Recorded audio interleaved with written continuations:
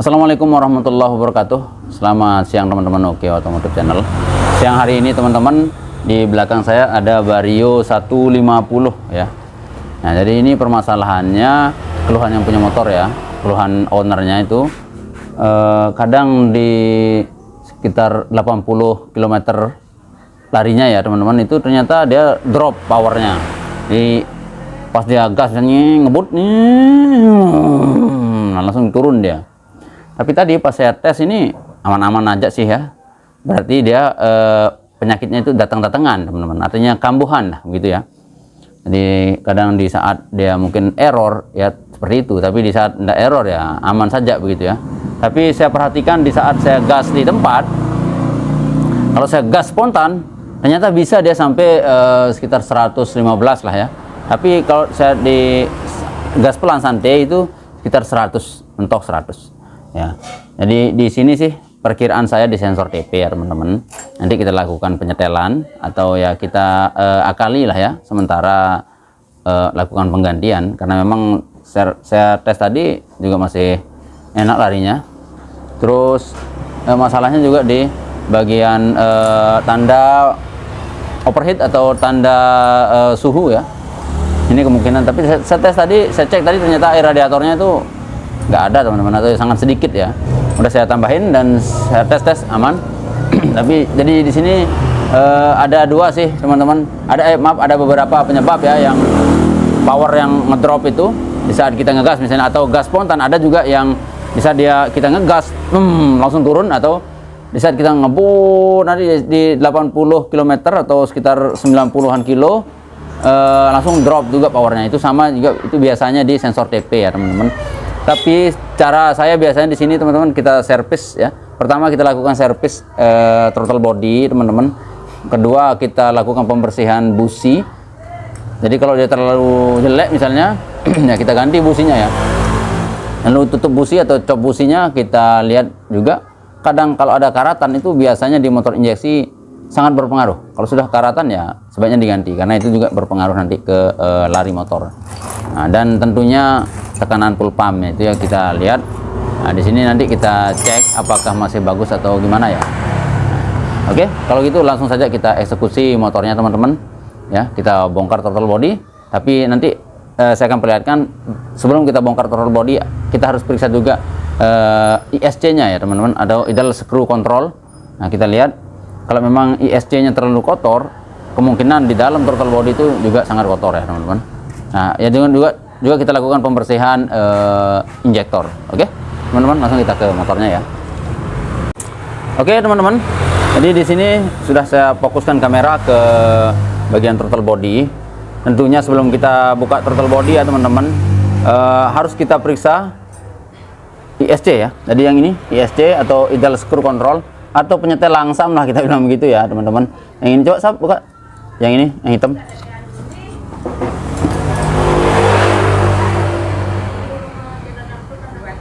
Nanti proses penyetelannya juga untuk ISC ini nanti kita perlihatkan teman-teman ya. Coba lihat ujungnya Sab. Ujungnya biasanya kalau kotor berarti throttle body kotor ya. Lihat teman-teman, throttle body udah lihat. Dia sangat kotor teman-teman ujungnya, berarti di dalam throttle body itu juga sangat kotor. Ini salah satu cara pengecekan ya. Kalau ISC-nya kotor parah, berarti di dalamnya juga parah. Oke, bongkar aja Sab. Langsung kita cek di bagian dulu, bongkar injektor. Jadi nah, untuk pembukaan selang injektor teman-teman, tinggal ditekan aja yang putih itu ya, penguncinya, lalu ditarik gitu ya. Jangan sampai ditongkel-tongkel, nanti penguncinya ini rusak ya teman-teman.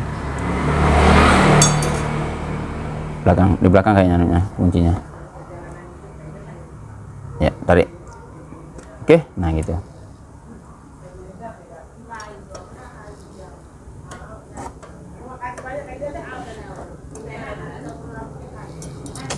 Jadi ini kita buka teman-teman ya. Untuk proses pembongkarannya langsung saja kita skip ya teman-teman, karena insya Allah teman-teman semua sudah bisa kalau sekedar bongkar ya. Oke teman-teman, proses pembongkaran sudah selesai. Jadi maksud saya pembongkaran di mesin ya, jadi tidak perlu saya videokan teman-teman biar menghemat waktu. Jadi di sini teman-teman kondisinya ya kotor ya di total body ini. Coba buka yang bagian ini sob, juga baut yang ini. Pakai impact ini biar cepat. Nah ini untuk sensor IACP. Dan untuk apa namanya, injektor teman-teman parah ya, kotor parah tuh, sangat kotor, hitam. Nih sekarang kita bersihkan full ya teman-teman, dari luar dalam kita cek, bersihkan. Jadi di sini untuk alat pembersihannya kita pakai injektor cleaner, langsung buat sekali-kali biar cepat. Ya, coba buka dan beritok dan tuh lihat teman-teman, di throttle bodinya parah ya, di bagian dalamnya ini ngeri.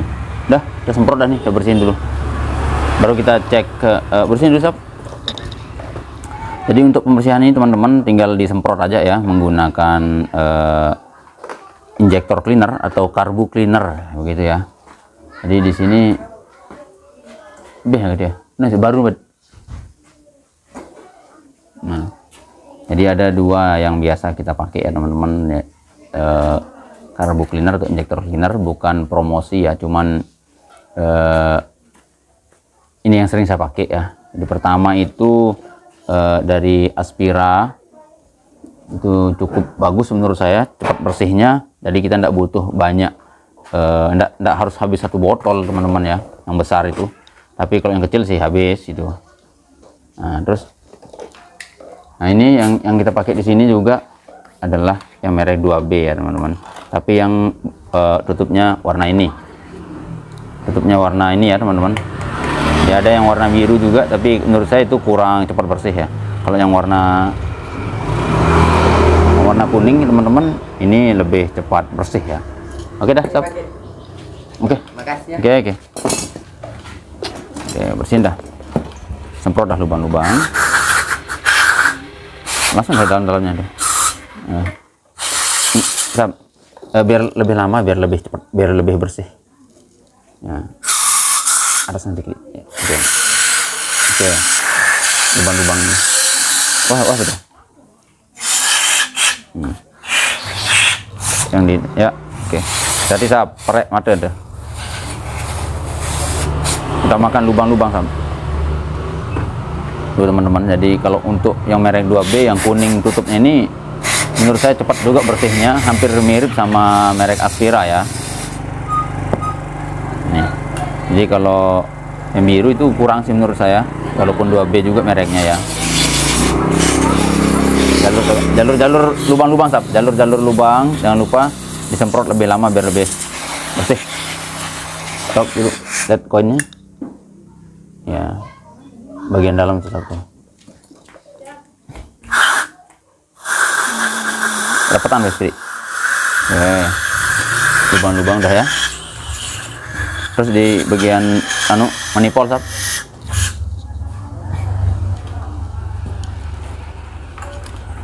sekali lagi saya jelaskan teman-teman. Pertama yang akan kita bersihkan kalau kondisi motor berbat ya, pertama itu di throttle body, itu yang utama. Nah ini udah parah sekali ya kotornya tuh, lihat rontok langsung kotorannya teman-teman ya.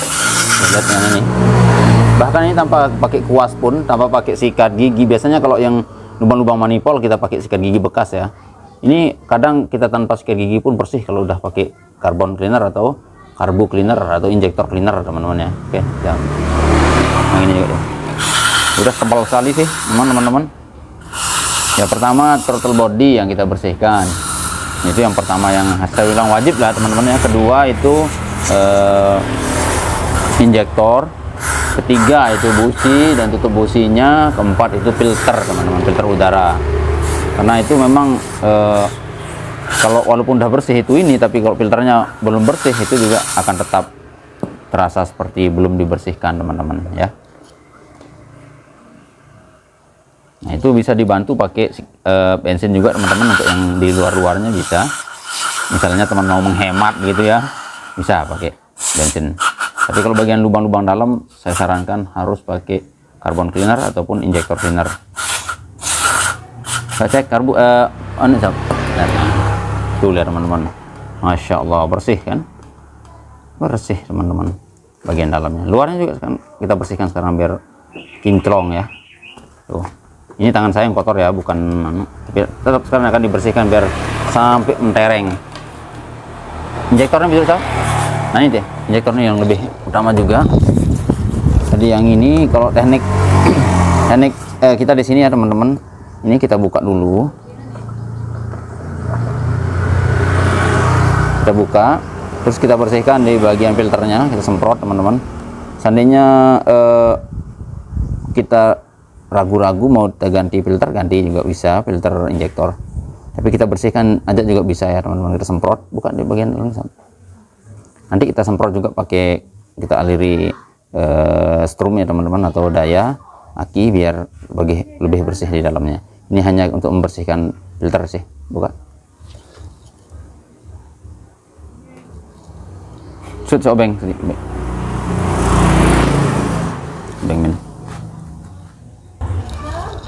Nah ini udah kita buka teman-teman dari pegangannya lah, kita bilang begitu ya tuh. Udah kita buka tadi yang model gini ya, yang gini kita buka begitu ya. Jadi kita semprot lubang ini menggunakan carbon cleaner atau injektor cleaner seperti ini teman-teman, gini ya. Ini sih biar lebih cepat bersih aja sih maksud saya. Nah ini. Nah, terus untuk bagian dalamnya nanti ini kita hubungkan ke aki ya. Ini kita pasang lagi ya. Ya, seperti ini teman-teman. Nah,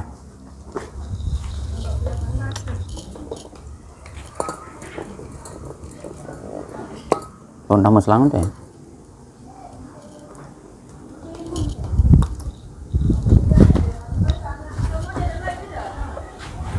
Jadi kita pakai selang ya teman-teman. Sekarang kita contohkan. Sekali lagi teman-teman yang sudah senior, tentunya ini sudah biasa. Jadi saya sih fokus meniatkan untuk teman-teman yang baru belajar ataupun yang mau belajar buka sendiri di rumah ya.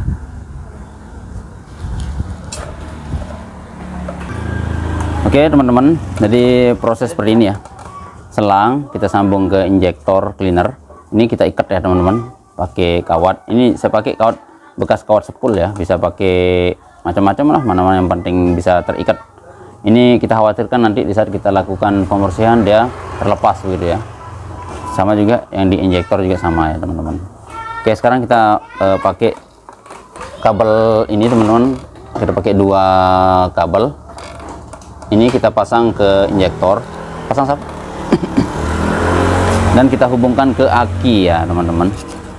Jadi itu bebas ya teman-teman, mau yang untuk artinya kabelnya itu bebas, yang mana-mana jadi masa bisa. Dan cara pengaplikasiannya teman-teman, jangan dia langsung ditekan misalnya, taruh yang ini ya teman-teman, jepit sam. Jadi ini ya contoh sedikit ya. Nah ini ya kasih. Nah oke. Lihat yang itu teman-teman, ini saya pencet, di sini saya pencet teman-teman, ini saya sentuhin ke aki seperti ini tuh. Jangan sentuh sekali, cet gitu ya, nanti injektornya rusak ya teman-teman. Sebentar aja gini. Ada sih cara-cara yang kelihatan lebih canggih, misalnya dia pakai flasher misalnya teman-teman, bisa. Jadi diatur nanti misalnya gitu bisa. Cuman itu kelihatan canggih aja sih sebenarnya, sama aja proses seperti ini. Nah, ini paling simpel sih ini. Tanpa menggunakan impuls ya. Nah, ini tentunya sampai kita rasa lubangnya sudah benar-benar semua lancar keluar. Oke, seperti itulah kurang lebih teman-teman ya. Oke. Dan untuk di luar-luarnya juga kita bersihkan nanti. Ya.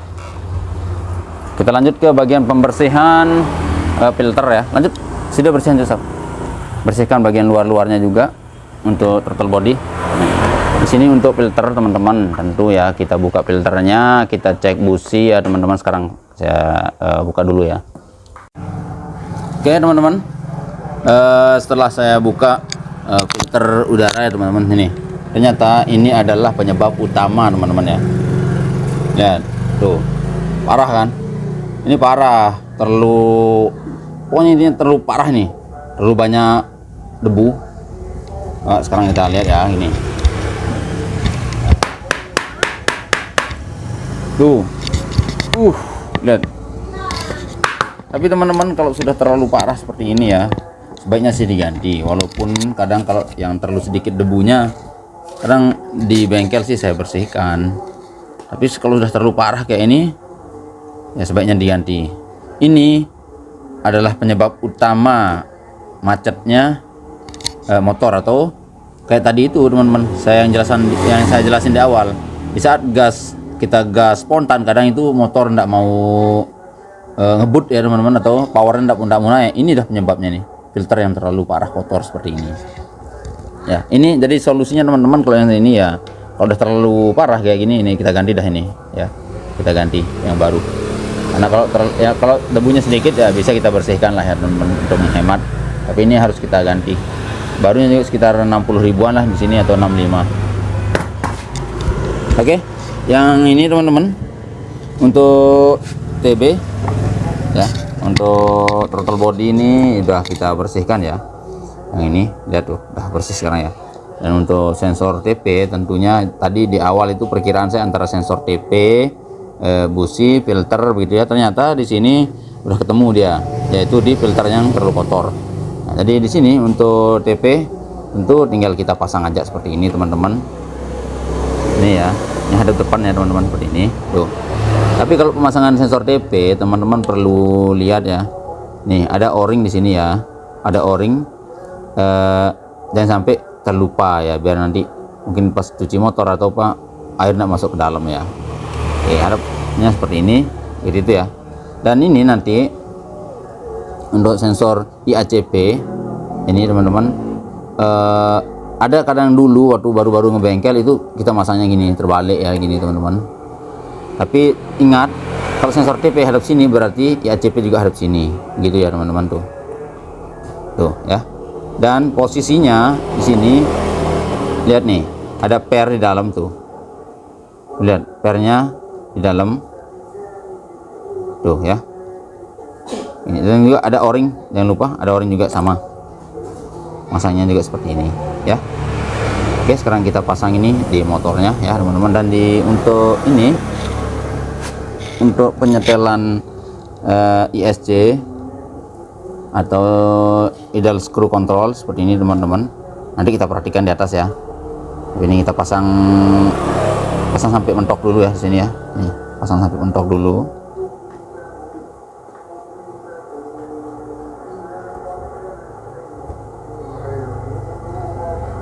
Tuh, mentok gini ya dulu ya.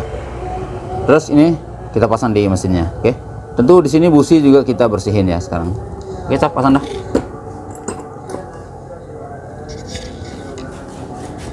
Kalau masalah pemasangannya tinggal dipasang aja ya. Nanti saya jelasin lagi ya teman-teman ya. Oke, teman-teman, untuk busi sudah kita buka ya. Kondisinya juga masih terlihat bagus lah ya teman-teman ya. Businya juga masih kelihatan bagus ya. Ya, dan juga di sana tadi itu ya, yang filter itu memang terlalu parah, itu udah saya positifkan lah itu penyebabnya ya teman-teman. Jadi untuk busi tidak usah kita ganti, dan ini udah kita bersihkan dan kita ukur celahnya. Jadi gap busi ini atau celah busi ini kita pakai yang 0,70. Jadi jaraknya itu antara 60 sampai 90 teman-teman ya. 0,60 sampai 0,90 mili teman-teman ya, jarak untuk gap busi ini. Tentu yang di sini kita pakai adalah puller ya teman-teman di sini. Terus kita ukur dia. Oke. Jadi ini busi akan kita pasang sab. Dan ini pasang dulu soket-soket. Untuk throttle body sudah kita pasang teman-teman ya itu. Nah, sekarang kita pasang soket-soketnya sampai bunyi klik ya. Jangan lupa sampai bunyi klik ya teman-teman.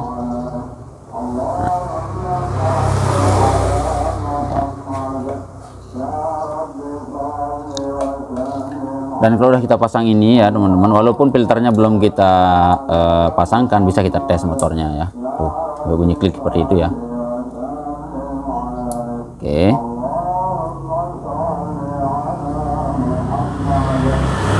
Oke, dan juga untuk selang injektor.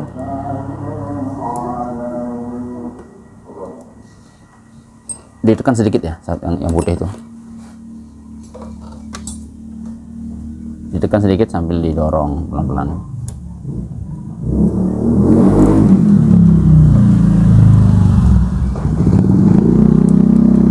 Oke, baru dibalikin bawahnya ya. Oke, sip, udah masuk ya. Oke, sebelum kita pasang busi, dia dulu di kontak kunci on off 5 kali, atau pasang busi dah dulu Sob, biar sekali-kali kita tes, biar teman-teman sekalian lihat.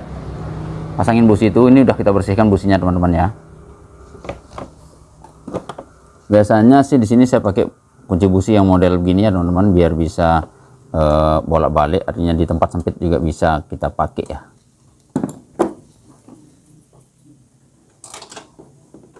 Udah pas itu deratnya Sob. Ya, jadi kalau untuk pemasangan busi teman-teman jangan lupa ya, ini dulu waktu kita baru ngebengkel, belum tahu apa namanya, kunci apa teknik pemasangan busi itu teman-teman. Jadi tekniknya itu pakai tangan dulu ya, setengah deratnya masuk, baru kita pakai kunci busi ya, biar tidak terjadi rusak derat atau slak derat atau dol lah ya gitu.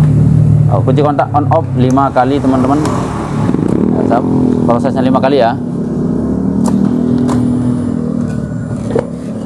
Terus nah, jadi ini maksudnya adalah untuk pemampatan atau agar di selang injektor atau selang bensin itu padat lah ya, untuk tekanannya menjadi padat dan penuh dengan bensin begitu ya, kurang lebih. Oke, kita hidupkan Sob. Nah, oke, jadi di sini kita akan lakukan penyetelan apa namanya, penyetelan ISC. Jadi ini kita pakai obeng min teman Sob.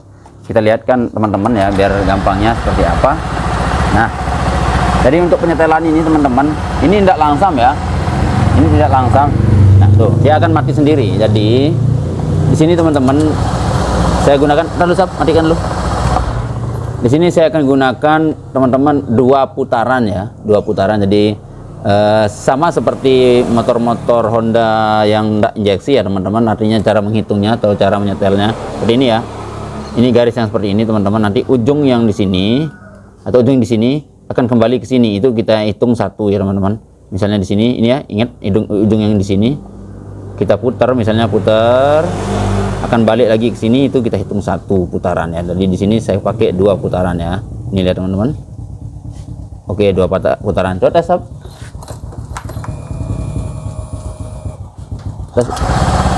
Gas Sob. Nah, lihat teman-teman, dia tidak mati. Jadi biasanya kalau setelannya tidak pas ya, setelan ISC-nya tidak pas, di saat digas seperti itu dia akan mati langsung ya. Nah, ini artinya langsamnya sudah enak, sudah oke ya teman-teman. Ya, sekarang tinggal kita tes ride ya, tes ngejos teman-teman, kita tes lari. Tapi kita skip untuk pemasangan filter ya teman-teman.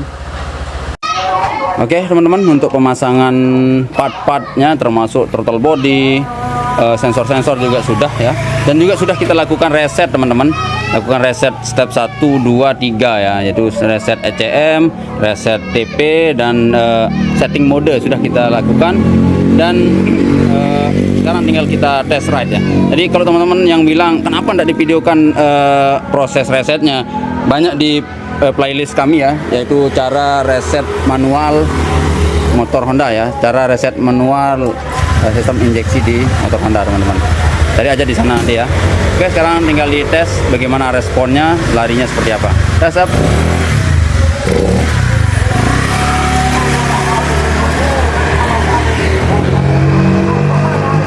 Kita lihat sih teman-teman, larinya ngejos ya. Larinya sudah enak, tinggal kita lihat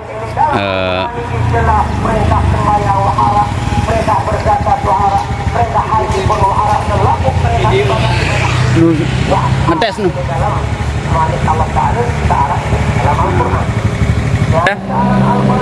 Lihat teman-teman, larinya kayak motor baru ya. Ini kalau udah selesai di servis itu memang bawaannya pengen ngebut aja teman-teman.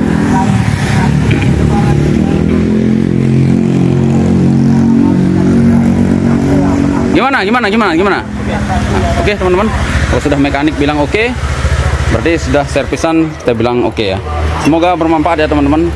Jangan lupa like, comment, dan share. Bagi yang belum subscribe, tekan tombol subscribe-nya. Sekian, assalamualaikum warahmatullahi wabarakatuh.